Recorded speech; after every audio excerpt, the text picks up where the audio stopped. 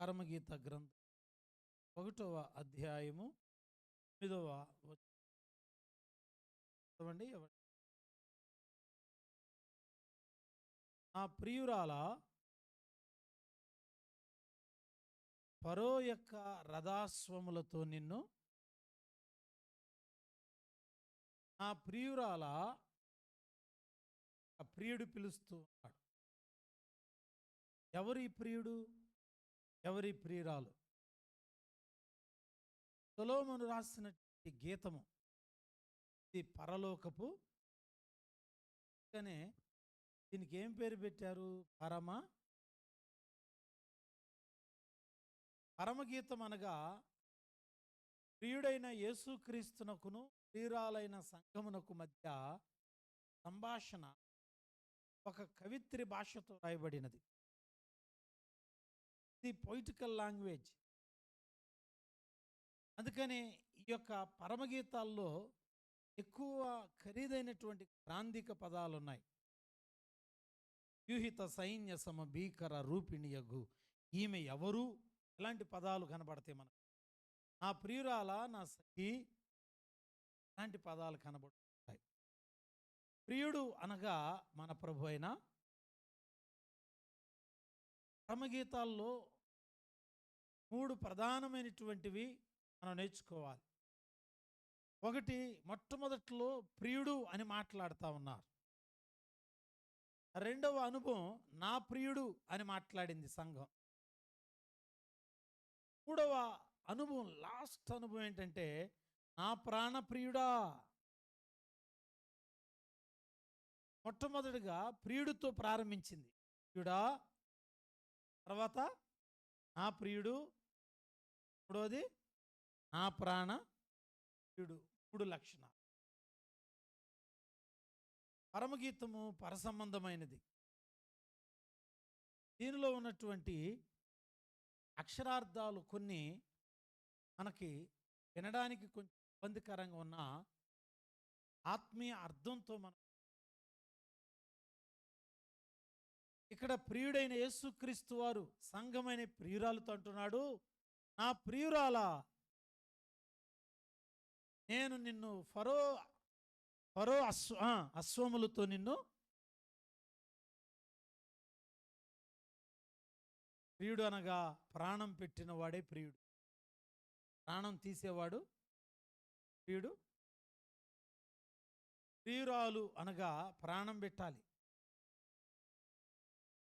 నా ప్రాణ ప్రియుడు అనగా నా కోసం ప్రాణము పెట్టాడు. మన కోసం ప్రాణం పెట్టింది ఎవరక్క? ఎవరండి?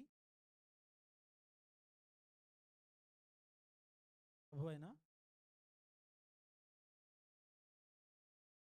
మన యొక్క జీవితంలో మన పాపాలు మనల్ని మన శాపాలు మనల్ని బలహీనపరుస్తూ కోసం ఎవరు ప్రాణం పెట్టేది ఎవరున్నారు అని అంటే నజరేయుడైన. కనుక ఆయన ప్రియుడు యేసుక్రీస్తు వారు సంఘముతో అంటున్నాడు, నా ప్రియురాలా, నిన్ను ఫరో అశ్వములతో పోల్చేదను, ఫరో రథాశ్వములతో పోల్చేదను. అద్భుతమైన మాట. ఫరో అనంటే మనందరికి తెలుసు, ఐగుప్తు దేశానికి రాజు. ఐగుప్తు దేశపు రాజును మోస్తున్నటువంటి పల్లకి ఉంది. ఆ పల్లకిని మోయడానికి గుర్రాలు, 7 గుర్రాలు కట్టబడి ఉంటాయి. అశ్వము అంటే గుర్రాలు. ఇదిగో ఫరో గుర్రాలు ఎవరిని మోస్తున్నాయి? ఫరోని మోస్తున్నాయి. ఫరో పల్లకీలో కూర్చుంటే ఆ పల్లకి ఎక్కడుందంటే రథంలో ఉంది. ఆ రథానికి గుర్రాలు కట్టివేయబడ్డాయి. అదుగో ఫరో ప్రయాణం చేస్తున్నటువంటి ఆ రథం ఉందో చూసారా? ఆ రథాన్ని మోస్తున్న గుర్రాలు ఆ గుర్రాలతో సంఘాన్ని పోల్చాడండి. గట్టిగా స్తోత్రం చెబుదామమ్మా. హల్లెలూయా. చూసారమ్మా, అశ్వం అనగా చెప్పండి, గుర్రాలు. అందుకని మనం గమనించినట్లయితే బిడ్డలారా, ఇక్కడ ఉన్నటువంటి ఈ గుర్రమట ఫరో రథాశ్వములతో సమానం. ఫరో రథాశ్వములతో పోల్చేది. ప్రపంచ దేశాలలో ఆనాడు రోజుల్లో ఐగుప్తు దేశం అంతా వైభవం, ఐగుప్తు దేశానికి ఉన్నంత జ్ఞానం, ఐగుప్తు దేశానికి ఉన్నంత ఆ యొక్క రథాలు గుర్రాలు ప్రపంచంలో ఎవరికి లేవండి, ఎవరికి లేవు.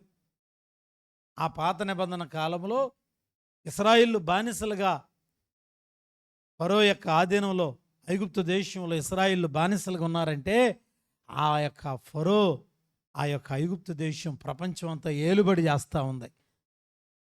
ఐగుప్తు అనగానే ఉలిక్కిపడే వాళ్ళందరూ, ఎందుకంటే ఐగుప్తు దేశానికి ఆస్తి ఎక్కువ, గుర్రాలు ఎక్కువ, రథాలు ఎక్కువ. ఐగుప్తు దేశానికి జ్ఞానం ఎంతో, ఎడ్యుకేషన్ ఉంది. ఐగుప్తు దేశంలో పిరమిడ్లు ఉన్నాయి.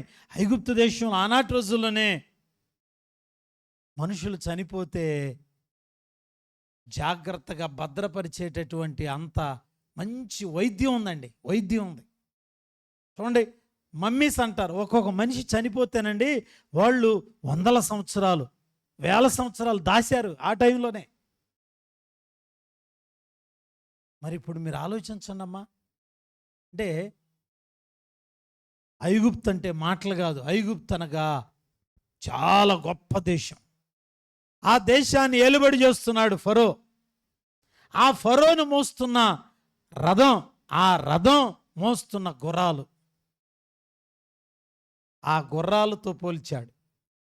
ఫరో గుర్రాలంటండి ఆ రోజుల్లో ప్రపంచంలో మరి ఏ గుర్రానికి లేదు అంత శక్తి, ఏ గుర్రానికి లేదు అంత బలం, ఏ గుర్రాలకు లేవు అంత వైభవం. అందుకనే సొలొమోను తన ప్రియుడైన యేసుక్రీస్తు వారు, వాళ్ళిద్దరూ సంభాషణ మనం చూస్తే సొలొమోను రాసిన ఈ పరమగీతం ఏం తెలియజేస్తుందంటే, ప్రియులారా, చక్కని మాట, నా ప్రియురాలా, నేను నిన్ను ఫరో అశ్వములతో రథాశ్వములతో నేను నిన్ను పోల్చేదను. దేవునికి స్తోత్రం. దేవుని బిడ్డలారా, ఈ యొక్క గుర్రాలు ఫరో గుర్రాలు, ఫరో గుర్రాలు. అయితే ఫరో దగ్గర ఉన్న ఈ గుర్రాలను సొలొమోను కొనుక్కొచ్చాడు. దేవునికి స్తోత్రం చెబుదాం బిడ్డలారా. ఎవరు కొనుక్కొచ్చారు చూడండి, తెద్దాం, బైబిల్లో చూద్దాం. 2వ దినవృత్తాంతాల గ్రంథం 1వ అధ్యాయము 16-17 వచనాలు చదువుదాం. 2వ దినవృత్తాంతాల గ్రంథము బైబిల్ తెరిచి చూడనా, 361వ పేజీ నంబరు. 2వ దినవృత్తాంతాలు 1వ అధ్యాయము 16-17 వచనాలు. అమ్మా చదవండి. సొలొమోను కుండు గుర్రములు ఎక్కడి నుంచి తేబడ్డాయి అంటమ్మా? ఐగుప్తులో నుండి తేబడెను. రాజు యొక్క వర్తకులు ఒక్కొక్క గుంపునకు నియామకమైన ధరనిచ్చి గుంపులు గుంపులుగా కొనుక్కొని తెచ్చిరి. వారు ఐగుప్తులో నుండి కొని తెచ్చిన రథం ఒక్కొక్కటి 600 తులముల వెండియు, గుర్రం ఒక్కొక్కటి 150 తులాల వెండినిచ్చి తెచ్చిరి. దేవునికి స్తోత్రం చెబుదాం. హల్లెలూయా. ఎవరి దగ్గర కొనుక్కొచ్చారంట అమ్మా? ఐగుప్తులో ఫరో దగ్గర సొలొమోను కొనుక్కొచ్చాడంటండి. రథాలు కొనుక్కొచ్చాడు, రథాలతో పాటు కొనుక్కొచ్చాడు. జాగ్రత్తగా నాలే. రథం ఒక్కొక్క రథం ఎంత కొన్నాడమ్మా? 600 తులముల వెండి. గుర్రం 150 తులాల వెండి. దేవునికి స్తోత్రం చెబుదాం. హల్లెలూయా. సొలొమోను దగ్గరున్న గుర్రాలు ఐగుప్తు నుండి తేబడిన గుర్రాలు. పైగా అవి ఫరోను మోసిన గుర్రాలు. వాటిని ఎవరు కొనుక్కొచ్చారంటే సొలొమోను వాటిని కొనుక్కొచ్చాడు. జాగ్రత్తగా వినాలి. గుర్రములనగా మనమే. గుర్రములనగా విశ్వాసులు, దేవుని పిల్లలు. ఈ విశ్వాసులైన గుర్రాలు ఎక్కడున్నారంటే ఐగుప్తులో ఉన్నారు. ఐగుప్తు దేశంలో ఎవరిని మోస్తున్నారు? ఎవరిని మోసారు? ఫరోని మోసారు. ఫరో అంటే చీకటి సామ్రాజ్యానికి అధిపతి. ఫరో అనగా సాతానుడు. ఫరో యొక్క తల మీద కిరీటం ఉంటుంది. ఆ కిరీటం మీద త్రాసుపాము పడగ ఉంటుందండి. అంటే ఫరో యొక్క అధికారం ఆ పాము ఘటసర్పం ఏలుబడి చేస్తుంది. ఇదిగో ఆ ఫరోని మోసిన గుర్రాలి, సాతానుని మోసిన గుర్రాలు, సాతాను క్రియలు మోసిన గుర్రాలివి, చీకటి కార్యాలు మోసిన గుర్రాలివి, రక్షణ లేని గుర్రాలు. చీకట్లో బిడ్డలారా లోకములోనట్టు అటు ఇటు తిరుగుచు అపవిత్రమైన కార్యములతో, అపవిత్రమైనటువంటి సహవాసముతో ఒక దుష్టుని మోసుకుంటా వచ్చాయి. ఆ దుష్టుడే ఫరో. ఫరో గురించి బైబిల్ అంటుంది, ఫరోనట నైలు నదిలో దాక్కున్న ముసలి వంటి వాడు. ముసలి ఏం చేస్తుందమ్మా? ఏ జంతువు కనపడిద్దా దాన్ని దాక్కుని ప్రేమిస్తుందా? ఏం చేస్తుందమ్మా? ఏంటి అసలు ఏం చేస్తుందంట ముసలే? దొరికిందంటే తినేస్తుంది. ప్రపంచంలో నెమర వేయకుండా మింగే జంతువు ఏది ఉందంటే ఇదే. ఇక నెమరేసేది లేదు, దొరకటం మింగటమే. అలాంటోడంట ఫరో. ఫరో గంపాల మారి, ఫరో చీకటి. ఫరో అనగా నైలు నదిలో దాక్కున్న ముసలి. మరి ఇది చీకటా కదా? చీకటేనండి. ఇదంట ముసలి అనే చీకటి ఇళ్లల్లో మన దగ్గర ఉన్న డబ్బులని మింగుతుంది. మన దగ్గర ఉన్నటువంటి డబ్బులన్నీ మింగేస్తుంది. మన దగ్గర ఉన్నటువంటి ఆరోగ్యం మింగుతుంది. మన దగ్గర ఉన్నటువంటి సంతోషం లాక్కుంటుంది. ఇదే ఫరో. కారణం ఏంటంటే పాపం ఆ గుర్రాలంట ఫరోను మోసుకుంటూ వెళ్తున్నాయి.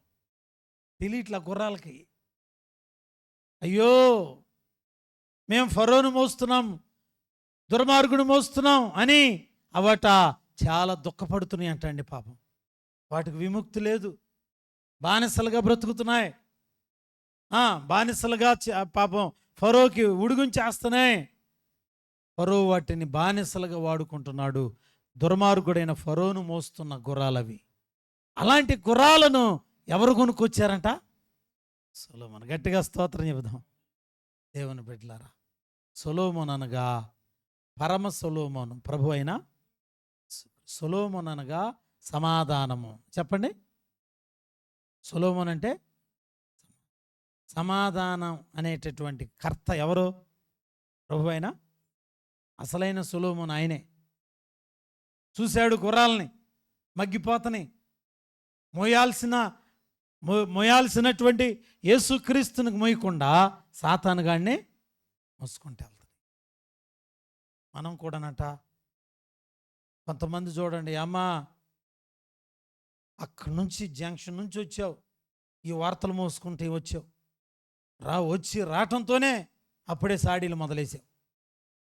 జంక్షన్ నుంచి ఛార్జీ డబ్బులు పెట్టుకుని ఈ సాడీలు చెప్తాకే పచ్చని మా సంసారంలో తగాదాలు పెడతాకొస్తారు కొంతమంది. పచ్చగా ఉన్న కుటుంబంలో చిచ్చులు పెట్టే వార్తలు, సాతాను వార్తలు మోస్తున్నారు కొంతమంది. పనికిరాని వార్తలు, సమాధానం లేని వార్తలు, తన్లాట్లు కలిగించే వార్తలు, నెమ్మది లేకుండా చేసే వార్తలు. ఈ వార్తలు మోసే వాళ్ళందరూ కూడా ఫరో రథాలే, ఇవన్నీ గుర్రాలే మొత్తం. చూసారా? మనమంట సమాధానకరమైన సొలొమోను దేవుణ్ణి మొయ్యాలి. చూడండి, ఇప్పుడు సొలొమోను గుర్రాలను ఏం చేశాడంటే ఫరో దగ్గర నుంచి కొన్నాడు. నేను అడుగుతున్నా, ఇప్పుడు మళ్ళీ ఆన్సర్ చెప్పాలి మీరు. ఒక్కొక్క గుర్రం ఎంత ఖరీదు పెట్టుకున్నాడు చెప్పండి? 116. ఎవరా మనిషే? ఎవరమ్మా? ఎంత కొన్నాడు? ఇప్పుడే చెప్పింది. 150 తులముల వెండి. చెప్పండి, ఒక క్లారిటీగా చెప్పండి. ఒక్కొక్క గుర్రం ఖరీదంట 150 తులాల వెండి అండి. నోటితో చెప్తారని మీకు గుర్తుంటుందని. హల్లెలూయా, దేవుని బిడ్డలారా. అంటే గుర్రాన్ని ఆయన వెండితో కొన్నాడు. ఎంత ఎంత వెండమ్మా? 150 తులాల. చెప్పండి అమ్మా, ఇష్టమేగా వెండి అంటే. ఎన్ని తులాలు? గట్టిగా చెప్పాలి. తులాల వెండి. బైబిల్లో వెండి అనగానే విమోచన అని అర్థం. అంటే గుర్రాల్ని ఆయన వెండితో కొన్నాడు, బంగారంతో కాదు, వెండితో. వెండి అనగా విమోచన. ఇదివరకు రోజుల్లో బానిసలను విడిపించడానికి, కూలోళ్ళని బతికించడానికి, ఎవరి దగ్గరైనా ఒక వ్యక్తి గనక మగ్గిపోతుంటే అతను బయటికి తీసుకురావాలంటే వెండి ఇవ్వాలి. వెండి ఇస్తే అప్పుడు విడిపించేవాడు. ఇప్పుడు కనుక పోలీస్ స్టేషన్లో బెయిల్ ఎట్లా తెస్తారో అప్పుడు విడిపించడానికి వెండి ఇచ్చేవాడు. అంటే ఇప్పుడు సొలొమోను ఏం చేశాడంటే గుర్రాలను విడిపించడానికి ఏం కట్టాడు? ఫీజు ఎంత కట్టాడమ్మా? అది ఎంత? 150 తులాల వెండి. అంటే వెండి అనగా విమోచన, రక్షణ. మన యేసుక్రీస్తు వారు పరమ యెరూషలేము, పరమ సొలొమోన్. మనల్ని విడిపించడానికి కూడా ఆయన రక్షణ, మనందరికి రక్షణ తేవటానికి, ఆయన మనల్ని విడిపించడానికి ఆయన ఈ లోకంలో విమోచకుడిగా వచ్చాడు. చూడండి, యేసుక్రీస్తును ఒక ఆయన అమ్మాడు. ఆయన పేరన్నా తెలుసమ్మా? ఎవరి పేరైనా మర్చిపోతారు కానీ ఈ పేరు మర్చిపోకూడదు. యోధా ఇస్కరియోతు. ఎంతకమ్మాడు తెలుసా? 30 వెండి నాణ్యాలకు అమ్మాడు, బంగారం కాదు. చూసారమ్మా? యేసుక్రీస్తు ప్రభువారు మనలను విమోచించడానికి వెండి కట్టాడు. వెండి విమోచన. ఎప్పుడైతే వెండితో గుర్రాన్ని కొనుక్కొచ్చాడో, ఒక్కొక్క గుర్రం 150 తులాల వెండితో కొనుక్కొచ్చాడు. పిల్లారా, రథాన్ని 600 తులముల వెండితో కొనుక్కొచ్చాడు. మొత్తం ఫరో కూర్చునే రథం కొన్నాడు, ఫరోను మోసే గుర్రాలను కూడా తెచ్చాడు. ఇప్పుడు సొలొమోను దగ్గర తీసుకొచ్చిన తర్వాత ఇప్పుడు ఈ గుర్రాలు, రథాలు సొలొమోను ఇంట్లో చక్కగా, హాయిగా, పచ్చగా, సంతోషంగా, నెమ్మదిగా ఉంటున్నాయి. వాటిని అడిగితే చెప్తున్నారు కదా, అయ్యో మేము ఫరో దగ్గర ఉన్నప్పుడు దుఃఖం, ఫరో దగ్గర ఉన్నప్పుడు వేదన, ఫరో దగ్గర ఉన్నప్పుడు మాకు ప్రార్థన లేదు, ఫరో దగ్గర ఉన్నప్పుడు సంతోషం లేదు. కానీ ఎప్పుడైతే సొలొమోను దగ్గరికి వచ్చామో మాకు విడుదల కలిగింది, మా కడుపు నిండా భోజనం పెడుతున్నాడు, మాకు సంతోషం కలుగుతుంది. ఇప్పుడు ఈ గుర్రాలు ఎవరిని మోస్తున్నాయి అంటే పరిశుద్ధుడైన ప్రవక్త అయిన సొలొమోన్ని మోస్తున్నాయి. ఇలారా, సొలొమోను అక్కడ మనకు ప్రభు అయిన యేసుక్రీస్తుకు సాదృశ్యంగా ఉన్నాడు. కనుక మనందరం ఎవరిని మోయాలి అని అంటే పరమ సొలొమోను అయిన ప్రభు అయిన యేసుక్రీస్తును. రక్షించబడ్డావుగా, విమోచించబడ్డావుగా, నా ప్రభు నిన్ను రక్తముతో విమోచించాడుగా, యేసుక్రీస్తు వారు మన కోసం ప్రాణం పెట్టాడుగా, ప్రాణం పెట్టాడు. ఈ రాత్రి ఎక్కడ కూర్చున్న బిడ్డలు గుర్తుపెట్టుకోవాలి. బిడ్డలారా, మన జీవితాలు పెంటకొప్పల్లో ఉన్నాయి, మన బ్రతుకులు అసహ్యంగా ఉన్నాయి, మన జీవితాలు ఇతరులు మనల్ని దూషించి అసహించుకునేటట్టుగా ఉన్నాయి. మన యొక్క బ్రతుకుల్లో నెమ్మది లేదు, రక్షణ లేదు. ఎందుకంటే ఫరోను మోసినంతకాలం మన జీవితంలో నెమ్మది లేదు. బిడ్డలారా, తగాదాలు, ఫరో అనగా దురాత్మ, ఫరో అనగా గంపాల మారి, ఫరో అనగా ముసలి, ఫరో అనగా చీకటి. దేవుని బిడ్డలారా, ఈ రాత్రి ప్రభువా, పరమ సులోమనైన నిన్ను మోసుకుంటూ వెళ్ళే గుర్రంగా నన్ను విడిపించావయ్యా, వెండితో విమోచించావు కనుక ఇక నుంచి నిన్నే మోసుకుంటూ వెళ్తానయ్యా. ఏ చెడు వార్తను మోసుకెళ్ళను, ఏ పాప వార్తలు మోసుకెళ్ళనయ్యా. నేను ఎలాంటి దుర్మార్గపు వార్తలు మోసుకు వెళ్ళను, రక్షణ వార్తలే మోసుకెళ్తానయ్యా. ప్రార్థన మోసుకుంటూ వెళ్తా, యేసయ్యను మోసుకుంటూ వెళ్తాను. చూడండి, గాడిద మనం విన్నాం పోయిన వారం. గాడిదకు విలువ లేదు, కానీ యేసయ్య దాని మీద కూర్చుని ఎప్పుడైతే ప్రయాణం చేస్తున్నాడో, గాడిద యేసయ్యను మోసినంతసేపు దానికి ఏం కలిగిందమ్మా? విలువ. కింద నడవనిచ్చారా? ఎవరున్నారని అమ్మా? దాని మీద ఉప్పు బత్తాలు ఉన్నాయనా? కాదే. ఒడ్డు బత్తాలు ఉన్నాయా? కాదే. డబ్బులు ఉన్నాయనా? కాదే. ఎవరున్నారని? యేసయ్య. హల్లెలూయా. యేసయ్య. దేవుని బిడ్డలారా, మనం యేసయ్యను మోసుకుంటూ వెళితేనే మనం గొప్ప కార్యాలు చూడగలుగుతాం.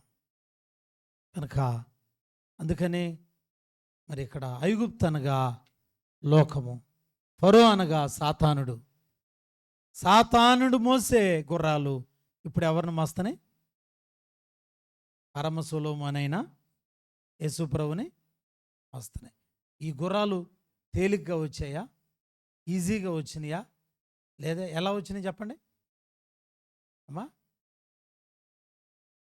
150 తులాల వెండితో కొనబడ్డాయి. కొనుక్కున్నాడు. ఎవరు కొనుక్కున్నారు?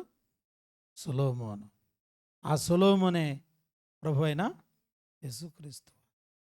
దేవుని బిడ్డలారా, కనుక ఇప్పుడు ఈ యొక్క గుర్రాలు ఇక నుంచి ఫరోను మోయిట్లా మరి ఎవరు మోస్తున్నాయి?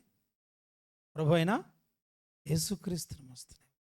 దేవుని బిడ్డలారా, ఫరోకు బానిసలుగా ఉన్న గుర్రాలు, దేవుని బిడ్డలారా, ఫరో దగ్గర ఉడిగం చేసిన గుర్రాలు, ఫరో దగ్గర నలిగిపోయిన గుర్రాలు, ఫరో దగ్గర ఏడుస్తున్న గుర్రాలు, అలాంటి గుర్రాలను సొలొమోను కొనుక్కున్నాడు. గుర్రాలైతే బలమైనవే, కానీ మోసేది సాతాను మోసాయి. దేవుని బిడ్డలారా, మనం కూడానట ఈరోజు రాత్రి ప్రార్థన చేద్దాం. ప్రభువా, నా కుటుంబం గుర్రం లాంటిదయ్యా. సాతానుల కార్యాలు, అపవిత్రమైన కార్యాలు, ప్రార్థన లేని కార్యాలు మోసుకుంటూ వెళ్తున్నాం. ఈ రాత్రి సమస్యలు మోసుకుంటూ వెళ్తున్నావా? తగాదాలు మోసుకుంటూ వెళ్తున్నావా? లేకపోతే బిడ్డలారా, పాపాన్ని మోసుకుంటూ, లేకపోతే శాపాన్ని మోసుకుంటూ ఎంతకాలం ఫరోను మోస్తారు? ఈ రాత్రి ప్రభుని అడగండి, ప్రభువా, ఐగుప్తులో ఉన్న గుర్రాలను విడిపించినట్లే నన్ను కూడా విడిపించయ్యా. నేను నిన్ను మోస్తానయ్యా. సొలొమోను ఇంటి దగ్గర ఉన్న గుర్రాలు అవి ఫరో దగ్గర కొనుక్కొచ్చిన గుర్రాలయ్యా. నన్ను కూడా వెండితో విమోచించినట్టు కాదు, నీ రక్తముతో విమోచించావు. నీ ప్రాణం పెట్టి నన్ను విమోచించుకున్నావు. ఇక నుంచి నిన్ను మోసుకుంటూ వెళతాను. ఆఫీస్కి వెళ్ళినా, కూలి పనికి వెళ్ళినా, పెళ్ళికి వెళ్ళినా, ఏమండి ఇశ్రాయేల్ గారు, ఎక్కడికి వెళ్ళినా ఎవరు మోయాలి? గట్టిగా గట్టిగా చెప్పాలండి, బుసబుసలు ఆడొద్దు. అయినా అప్పుడే మనం నిజమైన గుర్రాలు, యేసయ్య గుర్రాలుగా మార్చబడతాం. బిడ్డలారా, కనుక మనం ప్రార్థన చేసుకుందాం. తల్ల వంచినట్లయితే ప్రభు మనతో మాట్లాడిన మాటలను బట్టి మనం ప్రార్థన చేసుకుందాం. అయ్యా, నేను లోకాన్ని మోస్తూ, లోకంలో దరిద్రతను మోసుకుంటూ వెళ్ళానయ్యా. మీలో ఎవరైనా సరే ఈ రాత్రి నిజాన్ని ఒప్పుకుని, అవునయ్యా, పాపవారి కార్యములను మోసుకుంటూ వెళ్తాం, దరిద్రపు కార్యములను, అయ్యా నా కుటుంబం నిన్ను మోయాలి, నేను నిన్ను మోయాలి ప్రభు, మోయలేకపోతున్నానయ్యా. ఎప్పుడు చూసినా ఈ లోక సంబంధమైనటువంటి అపవిత్రమైన వాటిని మోసుకుంటూ వెళ్తున్నాను. ఈ రాత్రి నన్ను విడిపించయ్యా. బిడ్డలారా, ఫరోను మోసుకుని వెళితే విలువ లేదు, యేసయ్యను మోసుకుంటూ వెళితేనే విలువ. గాడిద మీద యేసయ్య కూర్చున్నంత కాలం, ఆయన కూర్చున్నంతసేపు గాడిదకు విలువ వచ్చింది. విమోచించబడ్డాం మనం కూడా. ప్రార్థన అనుభవాన్ని మోసుకుంటూ వెళదామమ్మా. పరిశుద్ధమైన జీవితపు అనుభవం, లోతైన సత్యాన్ని మోసుకుంటూ, కన్నీటి ప్రార్థన మొయ్యి, అంగలార్పును మొయ్యండి, లోతైన పరిశుద్ధతను మోసుకుంటూ వెళదాం. అయ్యా, సొలొమోనును యేసుక్రీస్తు వారు రథములో కూర్చున్నట్లయితే, ఆ రథములో కూర్చున్న యేసయ్యను మోసే గుర్రాలుగా మనం ఉండాలి. బిడ్డలారా, దయచేసి అందరూ ప్రార్థన చేయండి. ప్రభువా, ఈ రాత్రి ఎవరెవరినో మోస్తూ ప్రభువా నా జీవితాన్ని పాడు చేసుకున్నానయ్యా. బిడ్డలారా, సమస్యలను మోసుకుంటూ వెళ్తున్నారేమో, దుఃఖాన్ని మోసుకుంటూ వెళ్తున్నారేమో.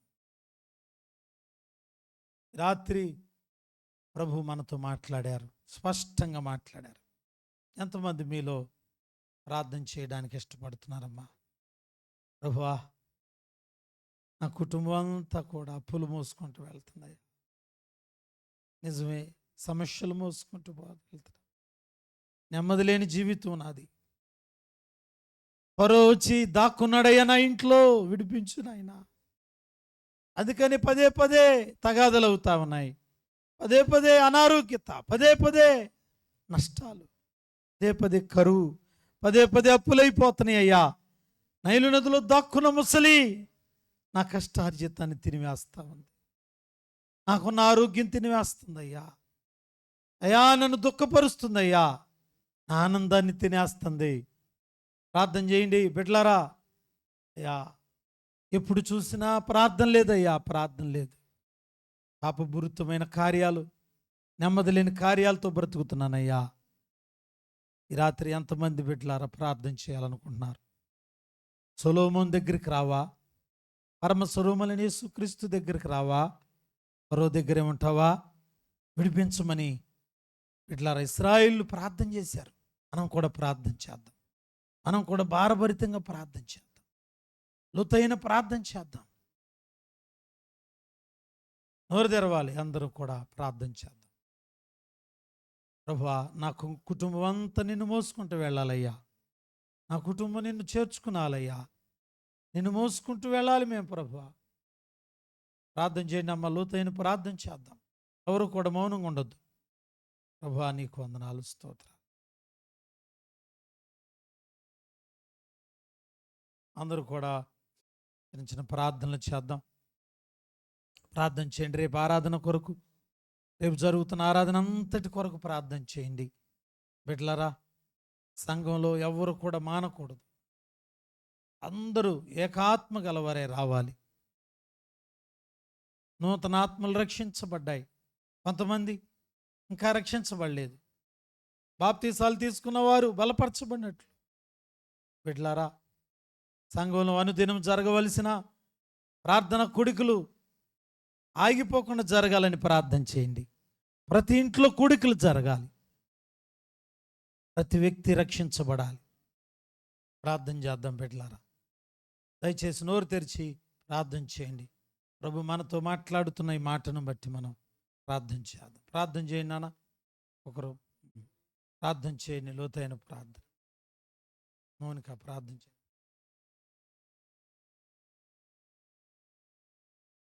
స్తోత్రం స్తోత్రం స్తోత్రం స్తోత్రం నాయన, మహోన్నతుడ, మహాగణుడ నాయన, వందనాలు వందనాలు ప్రభా నాయన. స్తుతి స్తుతి స్తుతి స్తుతి స్తుతి స్తుతి స్తోత్రం ప్రభా నాయన. నిన్న నేడు ఏకరీతిగున్న దేవ వందనాలు ప్రభా నాయన. విడువని ఎడబాయన దేవ వందనాలు ప్రభా నాయన. స్తోత్రం నాయన. స్తుతి స్తుతి స్తుతి స్తుతి స్తోత్రం స్తోత్రం స్తోత్రం ప్రభా నాయన. మా స్తుతుల మీదకి దిగిరండి ప్రభా నాయన. ఎక్కడైతే ఇద్దరు ముగ్గురు కూడి నీ నామాన్ని స్తుతిస్తారో ప్రభు అక్కడ మీరు ఉంటాను సెలవిచ్చిన దేవా వందనాలు ప్రభా నాయన. ఇదిగో నాయన మా మధ్య మీరు దిగిరండి ప్రభా నాయన. వందనాలు ప్రభా నాయన. అయ్యి మీరు మా మధ్య సంచరిస్తున్నందుకు వందనాలు ప్రభా నాయన. వందనాలు ప్రభా నాయన. ఇదిగో నాయన తెలివిలేని గాడిదలమైపోతున్నాం ప్రభా నాయన. మమ్మల్ని క్షమించండి ప్రభా. అయ్యా నిన్ను విడిచి తిరుగుతున్నాను ఆయన, క్షమించండి ప్రభా నాయన. క్షమించండి ప్రభా నాయన. అయ్యా ఇదిగో నేను స్వేచ్ఛగా తిరుగుతున్నాం, క్షమించండి ప్రభా నాయన. వందనాలు ప్రభా నాయన. అయ్యా పాపాన్ని మోసుకుంటూ తిరుగుతున్నాం, క్షమించండి ప్రభా నాయన. వందనాలు ప్రభా నాయన. అయ్యా నీ సన్నిధికి దూరం అయిపోతున్నాం, మీరు క్షమించండి ప్రభా నాయన. వందనాలు ప్రభా నాయన.